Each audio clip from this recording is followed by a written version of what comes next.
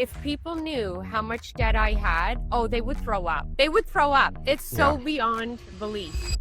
I'm carrying all that debt and I'm completely cash poor. But the equity in my properties are bigger than the debt that I'm carrying. You know what's funny? When I started doing real estate, I had no idea about anything. I was very lucky to get into investing at a very good time. And I had wonderful tenants who I believe realized that I was a rookie and had no idea what I was doing. That really sparked something in me, and the lifestyle of having that passive income, not worrying, creating your own pension, not having those fears that other people have. What's one thing that stands out to you as like, hey, this was like a key little tweak, little change that I made throughout the years that just made life either significantly easier for me or just allowed me to get a little bit more of my time back or a little bit more scalability with what I do? Refinancing is my best tool. It's my best tool. Every few years you refinance, you pull that money out. Now you've got a down payment. You can diversify. You can use that money to put into a REIT, whatever it is that you need to do with it. Of course, for investing, not pull it out and buy the luxury vehicle. So if someone is,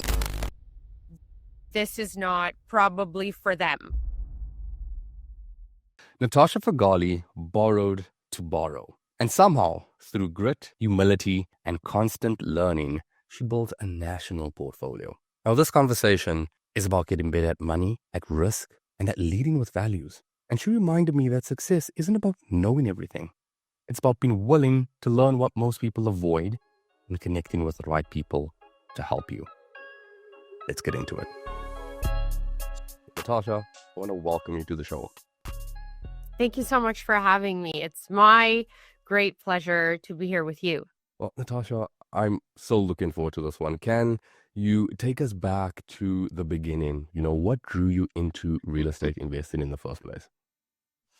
So actually, I was somewhat born into this. My grandparents, when they came to Canada, they were real estate investors. That wasn't initially why they came here. However, it was pretty much all that they could do at that time because they were coming here not able to speak the language, somewhat illiterate.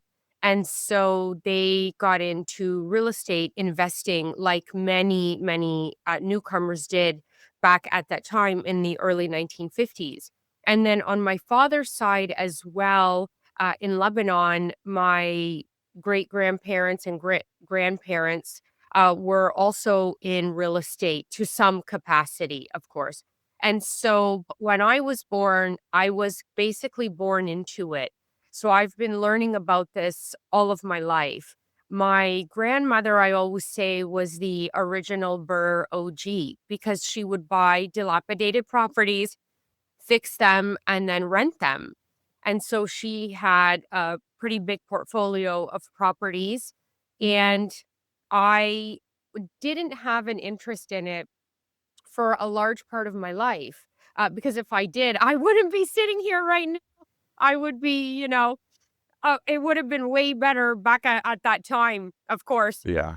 So I started around, I would have been 32, 31 years old.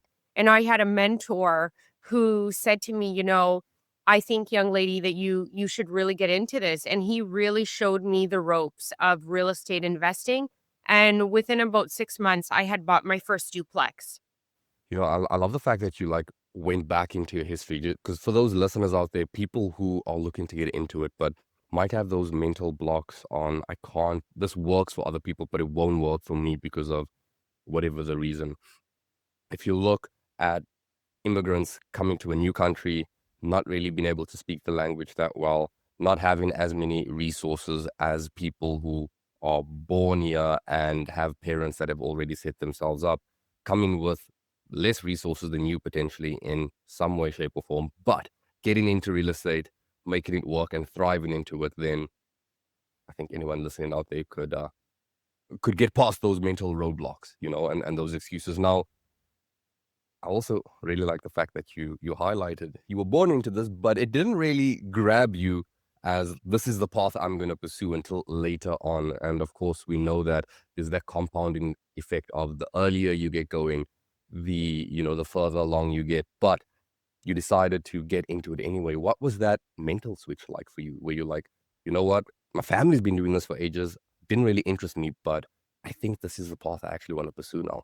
Well, that's interesting. I really wasn't interested at all, to be honest, Yeah. and I should have been, because I believe that I have a lot of strength in what I'm doing. It's been 10 years now.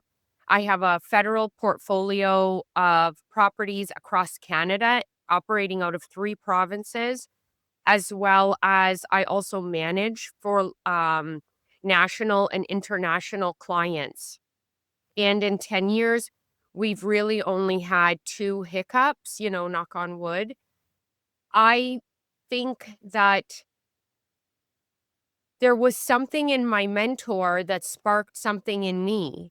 And Yes. as well as, pre-pandemic, you could really make a lifestyle out of this. And that was something that really enticed me, is Hmm. just making a lifestyle out of being a real estate investor. And I've managed to do that, and I've learned so much. When I first started, I really didn't know much about real estate investing. I didn't have the acumen that I do now.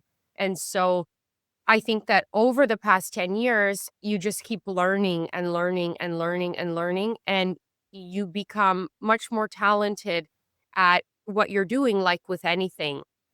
And so I think it was just the mentor that, really sparked something in me, and the lifestyle too. The Yes. lifestyle of having that passive income, not worrying, creating your own pension, not having those fears that other people have. But there is Yes. a lot of very hard work. Very, very, very hard work. So if someone is work averse, this is not probably for them, because there's a lot of hard work and a lot of learning that you need to do.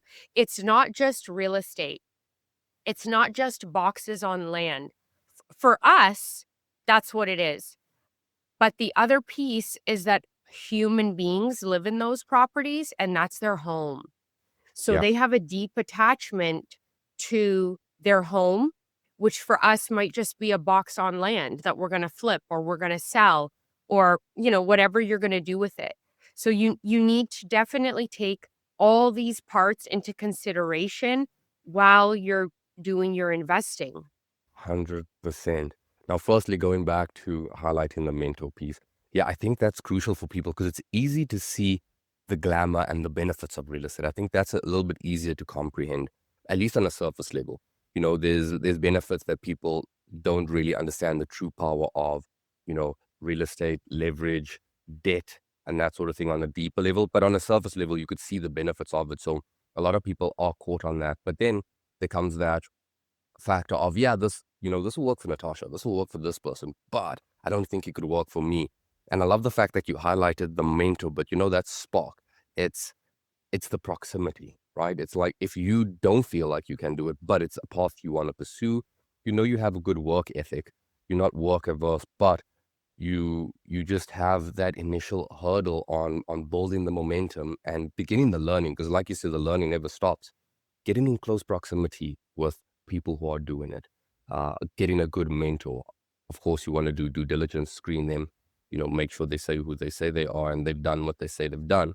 But that in itself can propel you so much more faster. Having someone who who sees you, believes in you, and is willing to guide you just gets you running a whole lot quicker. Now, to your second point there, um, you absolutely right. It's not just land with boxes on it. It absolutely is a home. And I think one of the key things as a active investor, as the operator, is having that ability to get creative. so that you can create. I mean, we say this all the time, but it's so true. The win-win-win situation for all parties involved. It's trying to Yes. workshop that, Everybody right? has to feel like they're winning Yeah, in whatever you're doing in real estate, or everybody should be equally miserable. You know? 100%. You you you can't you're not going to be satisfied and satisfy the other person and satisfy your realtor and be satisfied with your mortgage rate because there's so many variables that are out of our control. Yeah. So the only things that we can control are whatever we have influence over. 100%. I fully agree with that. And then, to take it further beyond your power team, like you mentioned, there's tenants living in there. So it's making a home for them, or if it's a fix and flip, you're Yes. potentially buying a home from someone else who doesn't want to deal with the problems associated with getting that home up to a certain standard. So you're Mhm. getting them out of a sticky situation. Maybe financially, they just need to sell it and get out of it so that it doesn't impact their ability to buy in the future. And of course, you're solving problems, really. You might be taking a home, fixing it up for a new family to live into a newly renovated home and make that their own. So it's the more wins you can find, the more problems you can solve, the better you can be at being an investor, and the further you can go. So I love that factor. It's being creative and finding wins for all parties involved is really what you're doing. You're facilitating this to work for everyone, for your partners, for yourself, for all parties involved, so that everyone wins and you could keep doing this and get longevity out of it. Now, when you got started, what what strategies really stood out to you as, like, I think this is what I'm going to start with, this is what I'm going to pursue? Do you think that was more self-influence on your end, like, this is what I want to do, and you found a mentor, or was it more influence speaking to a mentor, trying to workshop what the best path is for you given your resources and your skills? You know what's funny? When I started doing real estate, I had no idea about anything. I didn't even know any of these skills or strategies. I didn't know anything.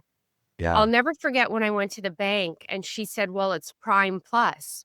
And I was sitting there, you have those iconic moments in your life. And I yeah. was sitting there and I thought, "Prime? Isn't that like a city?" Like I was thinking, what is this woman talking about to me right now? Yeah. She ended up, she was a veteran mortgage broker, total like top 1%. And she taught me all about mortgages. But I knew nothing, nothing, nothing at all. I learned on my own because at that time, my family had sold their real estate or, different things had happened, like the 80s when a lot of people, mortgage inflation and so forth. So I was already at the way tail end of it. However, I just threw my heart and soul into it and just kept learning. And I was very lucky to get into investing at a very good time. And I had wonderful tenants who I believe realized that I was a rookie and had no idea what I was doing. So they were very patient, as well as my mom, because she grew up with that all her life. So she would help me with a lot of things. And I had a team of people as well that I would lean on, like my lawyer and my accountant, different handy people who were in the trades. And they also saw that I was quite green and had no idea what I was doing. So I was very fortunate in that way to be able to lean on those different individuals to help me Yes. to go forward in my investing journey. And then I did a lot of hard work on my own. I did a real estate boot camp. I've had other mentors that I've worked with over the years, and they've all played such a crucial, crucial role in my journey of being a real estate investor. I also invest in a REIT. I've done private lending, which was really scary. I didn't do the max amount. I did the minimum amount because with private investing, I find you should only invest what you're willing to lose comfortably. And therefore, I've explored so many avenues. But my favorite is to buy a property in an A or B neighborhood and just do a minor amount of renovations and then put it on the market for a rent that is sustainable. I know that there are market rents. I don't believe in any of that. I rent at a rate that's comfortable for humans like ourselves to be able to live somewhere sustainably and still feed themselves. Because Yeah. the minute something happens in their life, because lives are happening, they are coming directly to the rent to take money out of the rent to fix whatever is the problem in their life, and then that will impact you. So I don't like to always ask for market rents. I ask for a healthy number that people Yes. can live in. Yeah. Yeah. No, I definitely see the logic in that. And, you know, I think there's there's a disadvantage to really trying to push your rents to the max. Because Oh, huge. if you get a good tenant in there and you get longevity out of now again, your strategy may vary depending on the market you're in, like you're in Yeah, Alberta, sure, if it's you're in you know, LA, of yeah. course. You're gonna 100%. get 5,000, no problem for a two-bedroom because it's Yeah, LA. yeah, The different, laws with their landlord and tenant board might be different than here in exactly, Ontario. exactly. Just like I invest in Calgary, I invest in New Brunswick. The landlord and tenant board there, they're very different than in Ontario. So that's also part of your business acumen and working with lawyers, paralegals, property managers, and building those relationships because you could set your rent for $1,000,000. Who's going to stop you? Absolutely no one. But you might even get a tenant. However, something goes wrong, you know, very unfortunately, in many cases, people don't have that cushion savings. So they're coming right for where they can come for it and where they're not going to be penalized. And that's, for better or for worse, is the rent.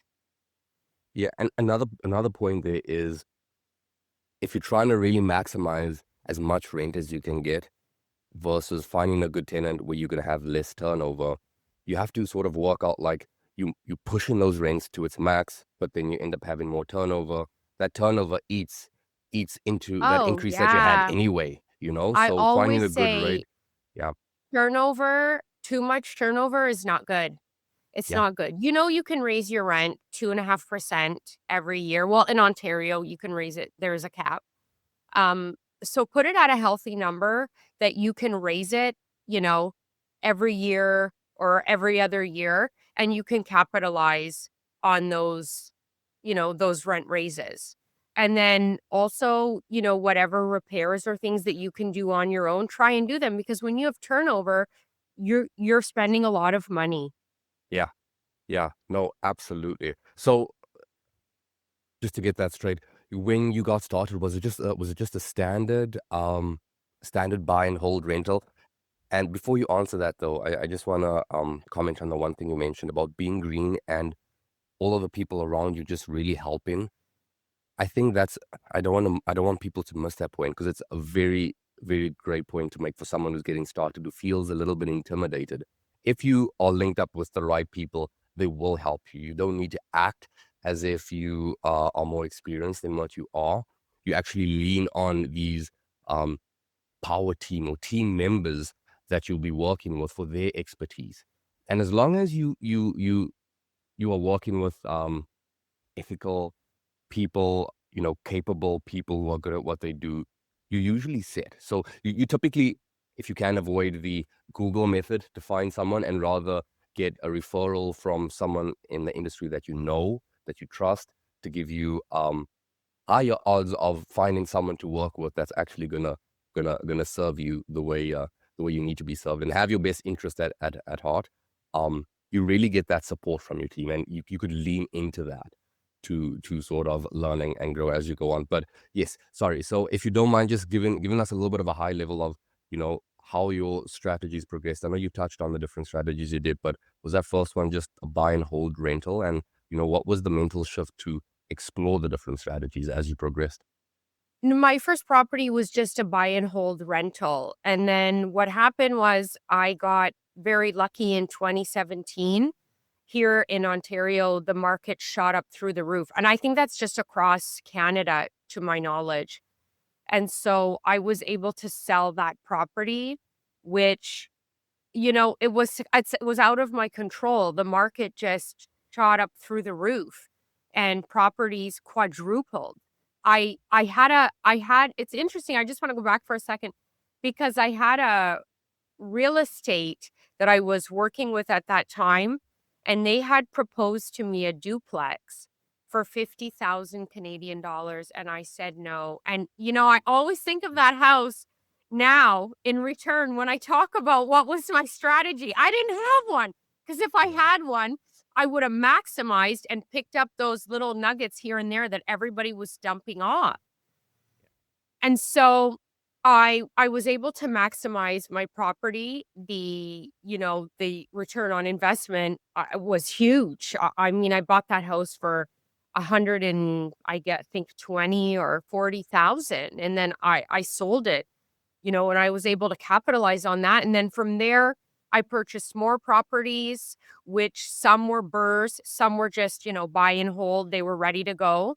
And then I again watched a video about doing joint venture partnerships, and I thought, I could do that. So I started looking for other investors and I found another investor and then just kept growing from there. And then refinancing. I mainly do a lot of refinancing. A lot of Yeah. people are very averse to refinancing because your debt is so heavy and that worries people. But that's because they're coming from it from a homeowner perspective. I Yes. do not look at it through that lens. I look at it through an investor lens. If people knew how much debt I had, oh, they would throw up. They would throw up. It's Yeah. so beyond belief. But I don't look at it through a homeowner lens. I look at it through an investor lens. So yes, Yes. I'm carrying all that debt and I'm cash poor. Completely cash poor. But the equity in my properties are bigger than the debt that I'm carrying.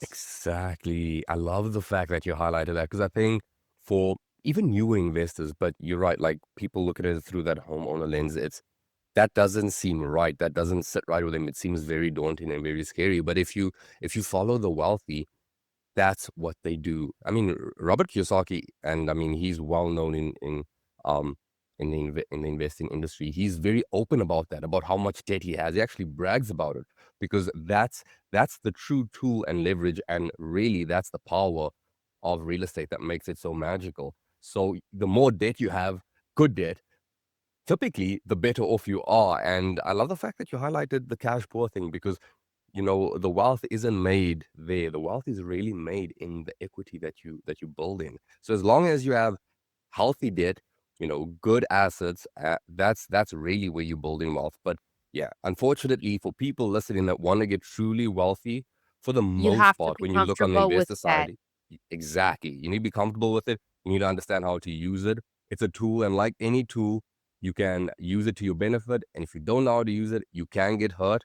So, educating you on that self or yourself on that. But yeah, don't be scared. Learn how to use it to your advantage.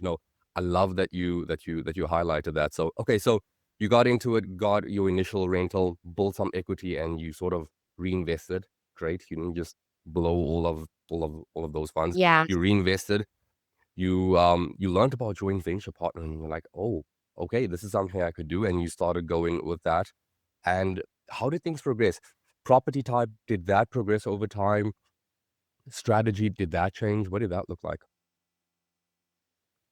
Yes. So in the beginning, it was I don't do single family. I may only do duplexes because my OG mentor said to me, when you get a duplex, you're never going to have a vacancy because one Mm, side will always be rented and it'll carry some of the load until you get another one.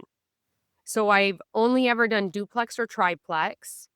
I would like to venture bigger and into different markets. And so, as we both know, and the whole world knows, right now, for better or for worse, may or may not be a good time. depending the market that you want to invest in. So we did diversify, and I say we because I also have a venture partner. We did diversify into condominiums, which was a whole new learning animal for me. And there's, other fees and costs associated with that as well. And so that was something very different for me, but I'm open to it. I'm totally open to it because real estate is always real estate. Real estate Yeah. might get sick, but it never dies. So Always it's gonna need it. always Yeah. going to keep growing. There's always going to be equity. That equity might not be today, it might not be tomorrow, but it's going to come, it will happen. And you can always leverage the property Yes. for whatever. You can borrow against the property if you really needed to. So it would be something you'd want to work on with your mortgage broker and your accountant and your lawyer to see, what is it that you're borrowing for? And as you said, like having healthy debt.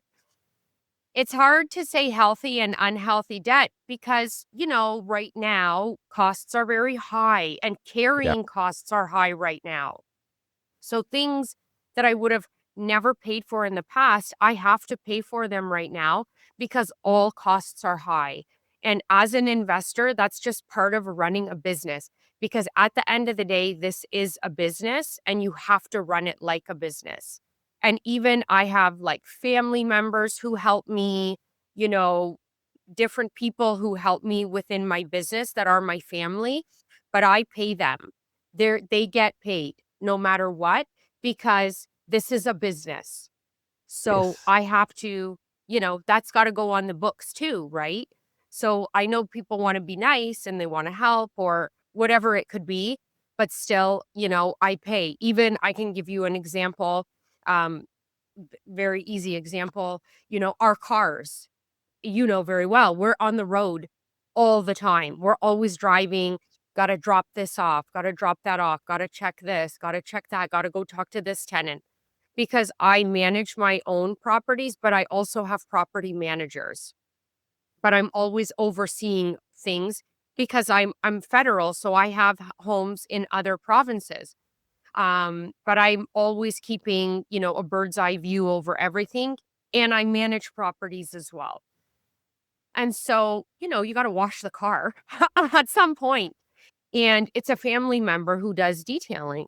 And he said, "No, no, I'm gonna give you a great price," and I said, "Absolutely not. This is business. You charge me what you're charging everyone because you're gonna give me a receipt and I'm gonna put that receipt on my books as well." Yeah. So it's very important to know that we are running a business and we need to be mindful of that you are gonna carry a heavy debt load and that you do have to have an open mind to other investments that might come up. I didn't know what a REIT was. I had no idea. I was part of all these groups. I didn't know what's FIRE, what's REIT, what are these people talking about? I just jumped into one it's in the States actually, and it's like a group of other, um property investors, Yeah. and they're investing in different portfolios. I didn't put a lot in because I didn't know what it was.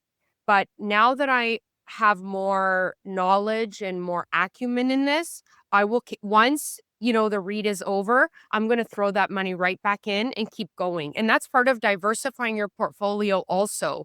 You can take a portion of, whatever you're making or your what if you sell your property and you can put that into a different, say stock portfolio. I I don't want to talk too much on that because that's not my expertise. My business Yeah. advisor does that for me. However, if you don't know, try to learn. And if you really don't know and you're not good at something and that's not your forte, that's not where, your knowledge basket is, hire somebody to do it for you. And that's also what my OG mentor told me is you don't know how to do electricity, you need to hire someone to do Yeah. electricity and be mindful of that in what you're doing. That if you don't know something, hire someone, pay them and learn what it is or, have them as part of your team. Yeah. Yeah, yeah, absolutely, absolutely. Now, going back to what you mentioned about like the healthy date thing, I think, you know, it's really true. It's really true. It's hard to be you sort of need to be self-aware because it's not a black and white thing. Mm-mm. There are assets like justifying buying something that's maybe not directly an income generating asset, but it serves to indirectly bring more income in or serves the business which will result in growth. For example, like a car, directly is not going to pay for itself, but it's going to allow you to do Yeah. things which are going to grow the business, which will then result in income coming in. So definitely it's needed. And then with regards to, you might look and say, well, someone might not need a fancy car, but the other person might need a fancy car for what they do, and that will still bring them in income based on what they do and serve them better than buying the cheapest little car just to get from A to B. So it's not black and white. You absolutely really need to be self-aware to No, be like, no, do nothing I about need real this? estate is black and white. And that's Exactly. why so many people find themselves struggling because you can think that. And you can think, which a lot of people do. And, Elray, I'm working with an investor right now who thought this. I'm going to buy a property in an A plus, triple diamond neighborhood.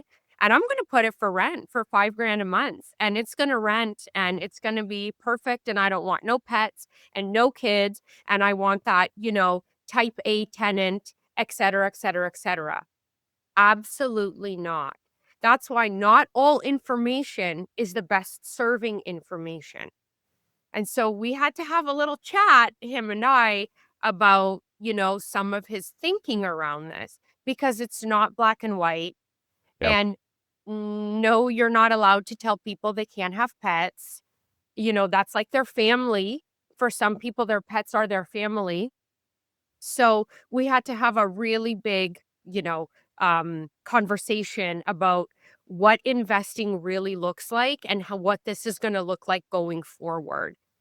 So, as much as we want to say that, it's all the numbers and run your number, you can run your numbers all day long. If you don't do your homework and you get a very bad tenant, well, it's not going to be pretty for a little while and you might be out of pocket. So, it's more than a numbers game. It's like a pizza. There are so many different pieces that have to come together to make it work. And sure, if you're a multi-million dollar investor, then maybe yeah, it is a numbers game because if you have a bad tenant, it doesn't matter. But if you're, a small to medium sized investor and you have, a medium sized portfolio like myself, you really want to be doing your due diligence all oh, the 100%. time. 100%. 100%. I definitely agree with that. And I mean, I think it comes down to there's always risk involved, but the more educated you are, the more of a competitive advantage you have, the more you can lower the risk. So you know what to look for. A bad tenant, you get a bad tenant in as a new investor, and you're like, shoot, what went wrong? And you realize next time I need to do this, and this with my screening to ensure that happens. Or maybe it goes as far back as to the acquisition of the property, the location or the property type that got me this specific tenant profile. And maybe I don't want to deal with that tenant profile going forward. Maybe that's not my ideal tenant profile. Or maybe I just didn't see the red flags. Now, obviously, there's things out of your control. Life happens and there's certain things that you can't predict. But you 100% right on that. No, I fully agree. Now, one thing you've mentioned time and time again with almost every response is, you know, um, your mentors that you've had over your investing career. Now, I know that you are also mentor women who are just getting started. Um, what drew you to that? Was it just, that you inherently saw the value that you received throughout your journey and, you just wanted to help other people get over those roadblocks as well? What did that look like? When did that become a deciding factor? Like, hey, I want to give back and I want to help others, cross this bridge that I've crossed.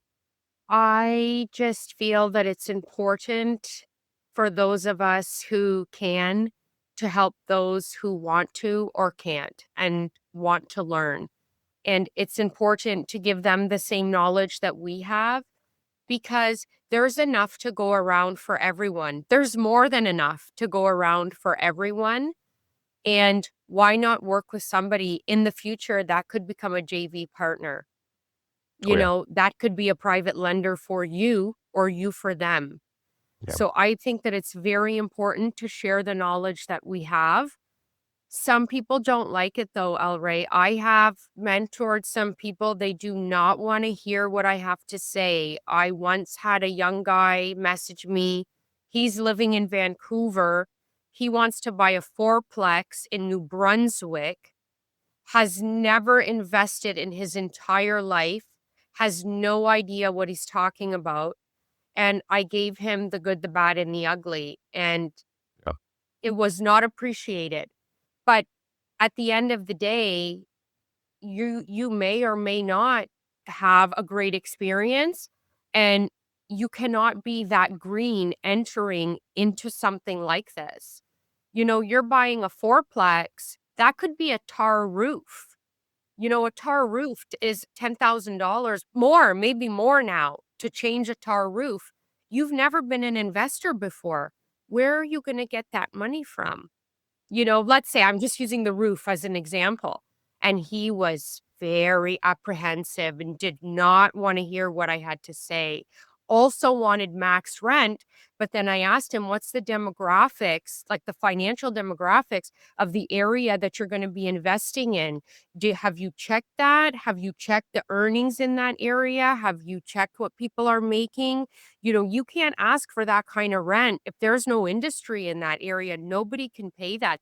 Anybody can sign a lease, but the first of the month comes 12 times a year. You got to make sure that the rent is getting paid. And it was really not taken well, absolutely. And then I've had other investors that I've mentored and coached, and they're doing very well. They might have stopped at 1 property, 2 properties, 3 properties. They might be investing in areas where I can't invest in because a lot of my money, say, is tied up, whereas they have more liquidity. So it's really interesting when you mentor others because sometimes it's well received and other times, truthfully, it's not. They don't want to hear it. They want to hear that I'm going to buy this property and next year I'm going to be a multimillionaire and you watch me, I'm going to drive by your house in a Ferrari. And I just say, yeah, okay, no, I've been doing this 10 years. I don't own a Ferrari, but hey, more power to yeah, you. yeah, yeah, yeah. I get that, and I think the key thing is being coachable. When you have a mentor, regardless on who your mentor is, in order to really take advantage of that opportunity that you have, you need to be coachable. And you need to understand that you don't know everything. Now, of course, some mentors might be a better fit for what you're looking to do than others, or, might be a better personality click in general. But if you're speaking to someone who's done what you're looking to do, you need to understand that they have more insight than you have. And the best mentors don't tell you what you want to hear, they tell you what you need to hear. So you need to be able to take that, and you need to be able to really break that down into, what do I need to do? Why don't I agree with this? Let's understand why they say what they say, and take it from there. And then I think the big thing for a lot of people getting into it is, you know, coming to terms with the fact that real estate's not a get rich quick thing. It's a get rich slow thing. So as much as you've been sold into these courses and stuff that want to show you the glamorous side of it, though, it is a slow, steady, reliable way to build wealth if you can learn what it takes to do it successfully, right? Mhm. That's just what it looks like. But um Well, the other thing, El Ray, that I just want to interrupt you and because this is very important, is that people see these big numbers coming in rents, but you cannot dilapidate your account. That money is not yours to use on Mhm. paying your lease, your car lease. That money has to stay in the account because when the toilet goes, when the HVAC goes, when a pipe bursts, Yeah. when you have to get, 10 new filters for the HVAC, that money has to be there for that. You might have somebody move out. I recently had one of my tenants has a baby, a small child, a toddler, and they put a toy in the toilet and flush the toilet. They don't know that it's a toy. They watch they watch their parents, so they know put in flush. So they put their toy and flush. What happens, and what do you do as a landlord? Of course, I can hold them accountable for it, because it's their error, but people still need to get paid. Of course, you have to call a plumber right away. And so you can't always look at the numbers. Again, if you're a Yeah. multi-million dollar investor, that's completely different. But for people just starting out or small to medium size investors, that money, you cannot dilapidate those bank accounts. You might have 20, $30,000 come in every month for rents, but after everything's said and done and paid, the rest of that money has to stay there for incidentals. Yeah, yeah. No, absolutely. Yeah, that's something that you don't think about until you get into it, is you need a healthy reserve fund, right? In real estate, you can only win if you can hold on to the property until you decide to exit at the right time. Like if you forced into exiting at bad bad time in the market, you're likely losing. So you need to be able to withstand the unexpected. You're not gonna have a property that just runs without ever needing something to be replaced, something to be fixed, Mhm, a tenant moving out, and you having vacancies, potentially having to cover shortfall, stuff like that. So you need to have um, that reserve fund in there. Uh, another thing that one of my mentors always say is, like the pro forma itself tells you like 25% of the story.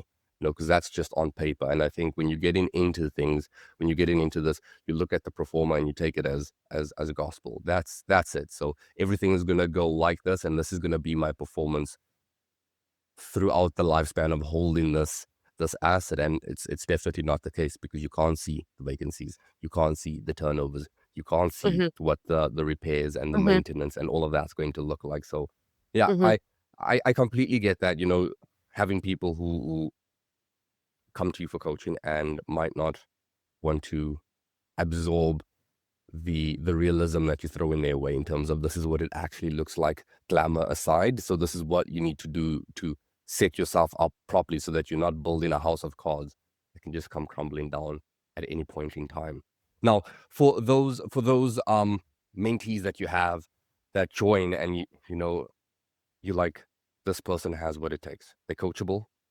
They look like they have a work ethic from what I can tell. I think they'll go far. What do you find are some of the more common things that are just initially holding them back? Like they have what it takes, but it's just this one thing or that one thing.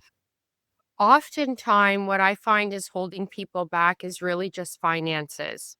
It's the ability to jump into the market. It's the finances to sustain. It is trusting and not doing your due diligence when renting. Those are the areas that I find people fumble in or are lacking in for, better or worse, and cannot enter the market. So oftentimes they don't have the financial means, or secondly, they're already in the market and they were desperate for a tenant and they didn't do their due diligence and they took the first person with cash in hand and it Oh, didn't work yeah. out. It just didn't work out.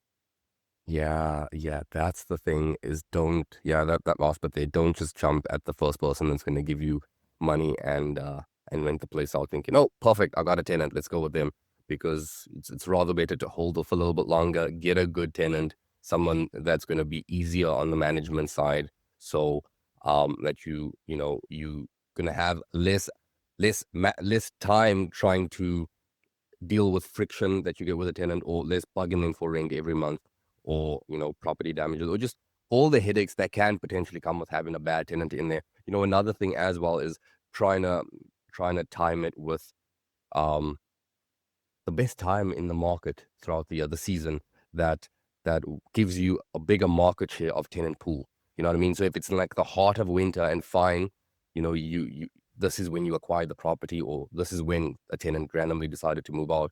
you're going to get a tenant in there, and you're not going to take the first tenant. You're going to screen, but you could then structure your leases so that when this renews, it's over a better time of the year, so that you have a larger tenant pool at your disposal to be a little bit more selective with who you pick to put inside there.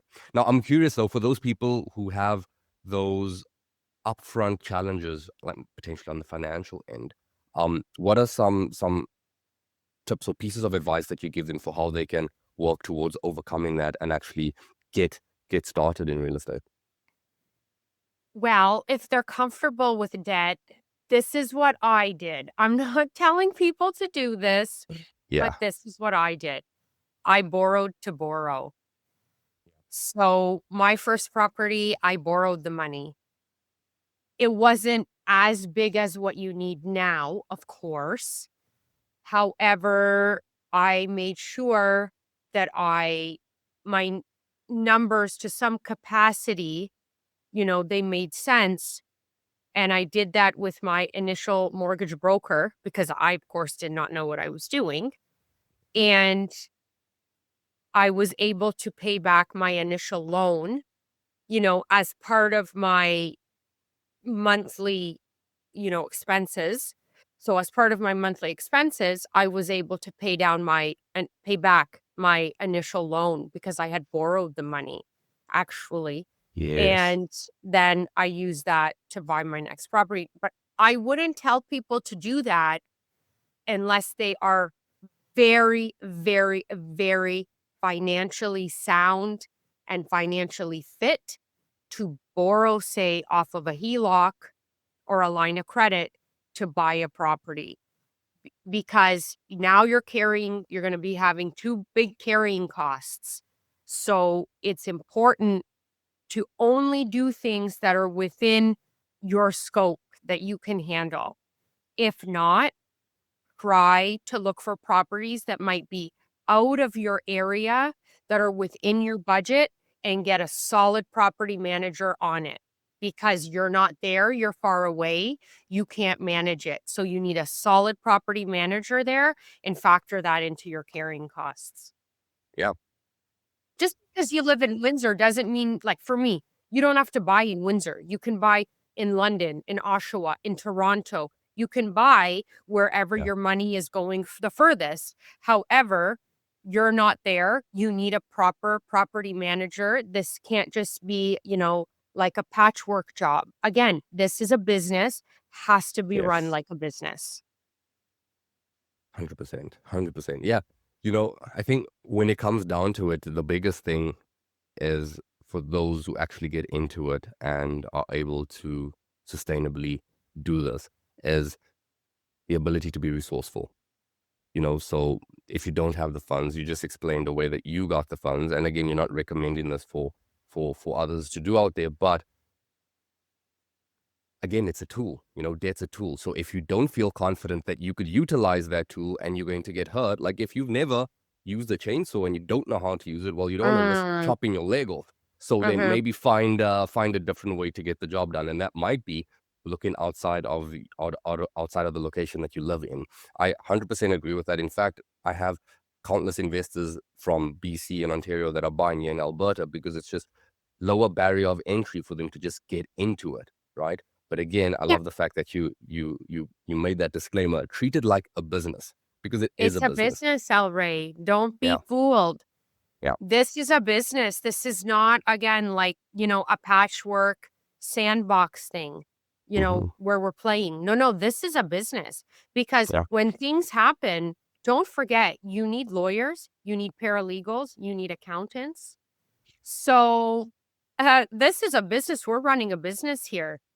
You have to dot your I's and cross your T's, and things are on black and white. And, like any other business, you're welcoming and presentable and, you're doing the right thing. You're accommodating your clients. They are our customers. We're accommodating them. But, no shirt, no shoes, no service. We have to have our own rules and regulations as well. And that's just business. Yes, housing is a right. Yes, everybody deserves to have a home, of course. However, we are housing providers and we are running a business as well. And we want to, for me, especially because I'm all shared spaces, duplexes, triplexes. So people need to live healthy, they need to live in a respectable way, and they have to have decorum because there are seniors living in my properties, there are people with newborn babies, there are people with small children. So we have to make sure that everybody is following the protocols and the rules and regulations so that people can live healthy. I've had Yeah. some tenants that have been with me from day one. I don't even interview new tenants anymore. I have my tenants greet them who are already living on site. I will be there, but they greet them. A lot of times they will greet them and they will talk to them and they will find out because they've been living there, some of them for 10 years. And now I'm going to bring somebody strange into the property that they think it like they consider it their home. I mean, at this point it might as well be. They Yeah. consider it their home. So I can't just bring anybody onto the property and disrupt their way of life. I need them as part of the affairs. They need to see who's coming. If they have no pets and the person's coming with two giant German shepherds, I mean, that's a lot to throw on somebody. So I make sure that they're part of it. And that's just me being respectful to them and including them in that and they really like it. You'd be surprised how thankful they are because they have to live with them. I don't. Oh, that's a great point that you made there, especially in shared living situations. You might even just have a home with a basement suite, and it happens so often where the investor, the owner wants to just fill the vacancy and they put someone in there, and that someone's not a good fit, and they disrupt everyone else. And now the good tenants that you have now left because you put one bad tenant in. So you have to be so selective that even if they seem overall like a good tenant, that they'll also mesh and blend in with the existing tenants at the property as well. So that you have, firstly, everyone's happy, which means you happy, you having less conflicts that you need to try and resolve on your end between the different tenant disputes and stuff like that. So it it really pays to do that upfront, do that due diligence upfront, do that screening upfront, and then rather have an easier time managing the property, having, again, like you mentioned, lifelong tenants, so less turnover, which means you don't have to do like constantly cleaning, fixing up your unit and doing a bunch of showings if you're self-managing for new tenants and screening. It's like it's done, and you have a family in there that's made this their home. They pay rent on time, they happy, you take care of the property, and it's a win for all parties involved. So I fully agree with that. Now, I want to quickly shift gears. Like as your work has grown, have you noticed any shifts in tools or technology that are starting to play a role in your processes? Oh, yeah. I use technology a lot to communicate with my tenants, to run my numbers, to keep my books, uh, to do basically everything. And I tell my tenants and people who inquire or want to rent from me or properties that I manage, these are the platforms that I use. They're all free. They're all free platforms. These are the platforms that I use. This is how we conduct business. This is how we conduct day to day affairs. And are you comfortable with this? Because this is how it's going to be. And of course, as part of their lease we have an addendum that they sign that they are comfortable with it and will receive communication from us and from them to us as well. So it's vice versa. And I have a WhatsApp group with all the tenants. Of course, it's more of a broadcast than it's not, it's a group, but it's only a broadcast. Um, I have other platforms that I use to communicate with tenants, e-sign and so forth. So these are just some of the ones that I use. I don't want to promote any one in particular because there's a lot out there that you can use, but I like to keep them free so that I can also make it for the tenants as well, get their buy-in so that there isn't a technological divide. Because, of course, Yeah. I have the technology, I have to. I'm a business owner. They might not. They might only have a mobile phone. So, what's accessible to them? that's the other thing too, is as a business owner, your customers and your clients, you have to think what is accessible for them. They might not have a PC. So, or whatever. They might just have a mobile phone and maybe it's an older mobile phone and you want them to do something.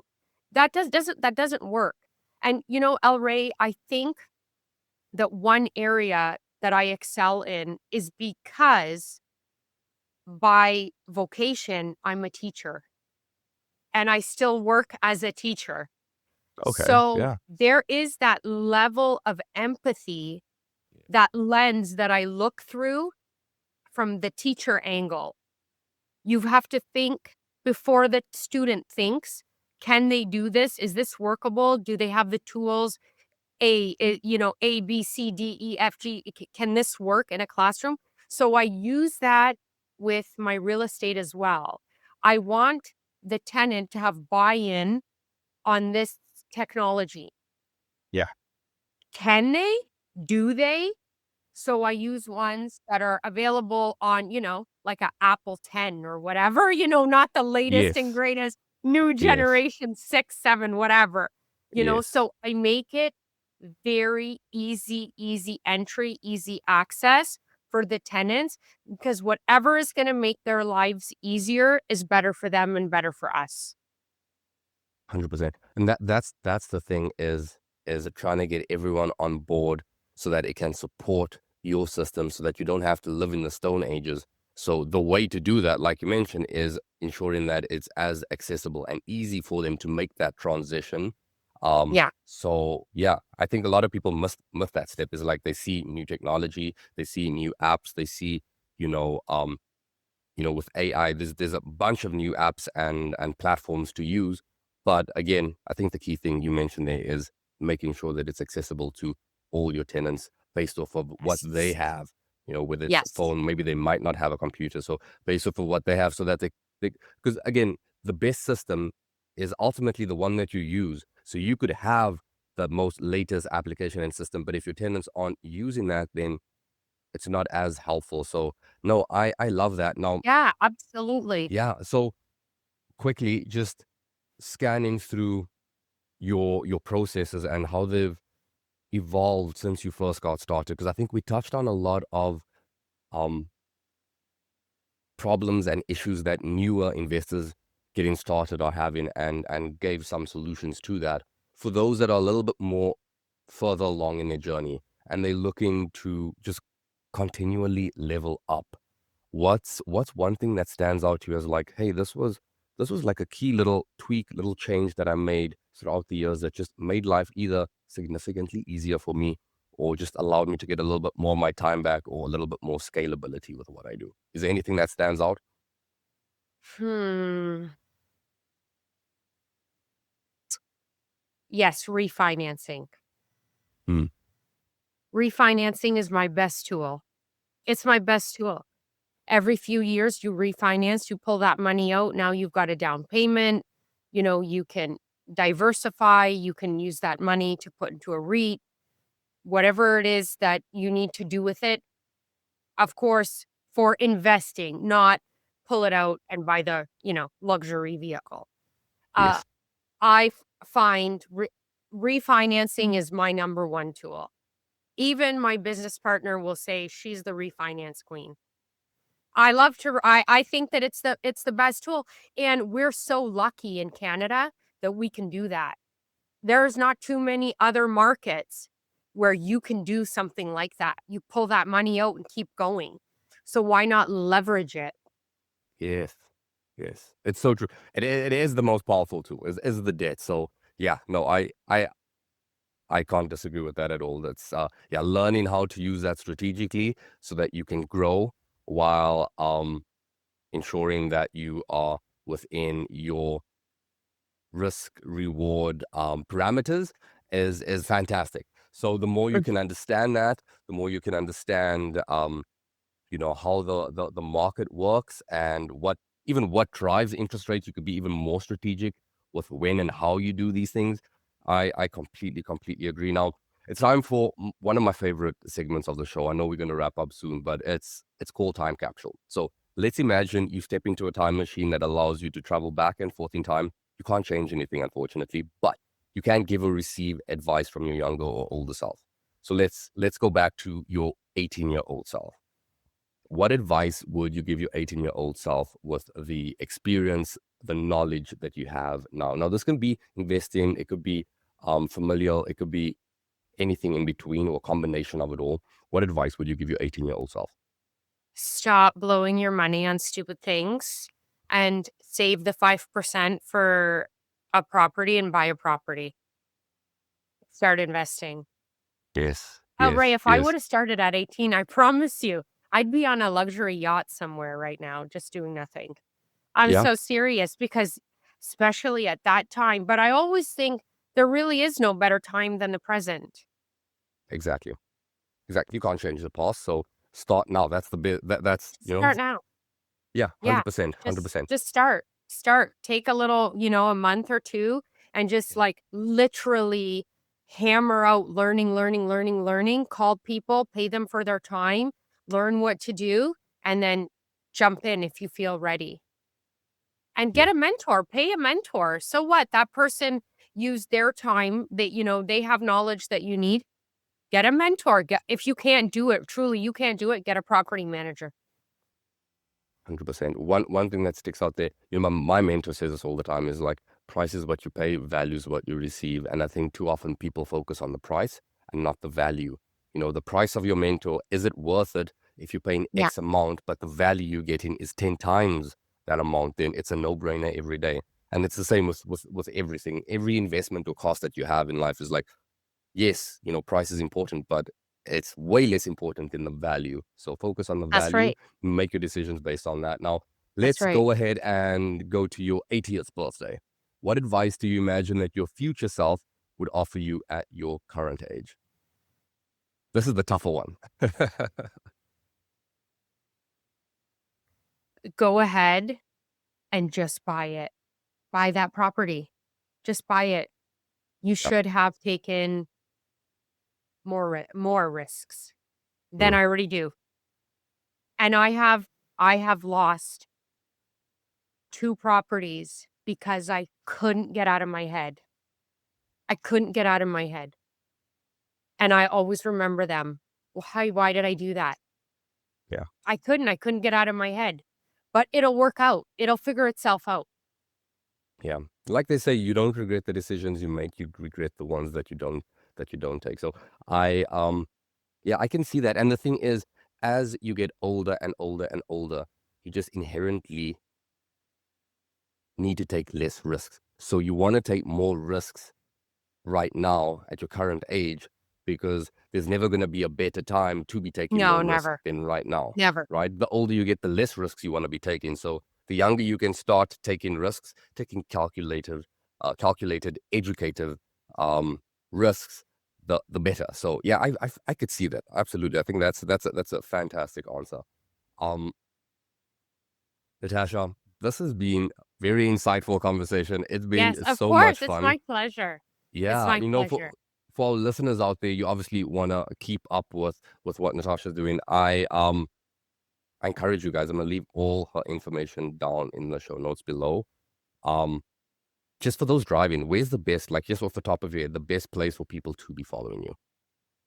So all my social media handles are the same. It's at NE Fagali, Feghali. That's all my social media handles. And my website is natashaefagali.com. And the business profile is fagaligroupinc.com. And so it's all the same. It's all the same. Yeah. Pretty simple, pretty simple. Well, I'm gonna be sure to leave that in the show notes below so people can go on, follow along, and if they want to reach out and maybe take those next steps on their journey, they can.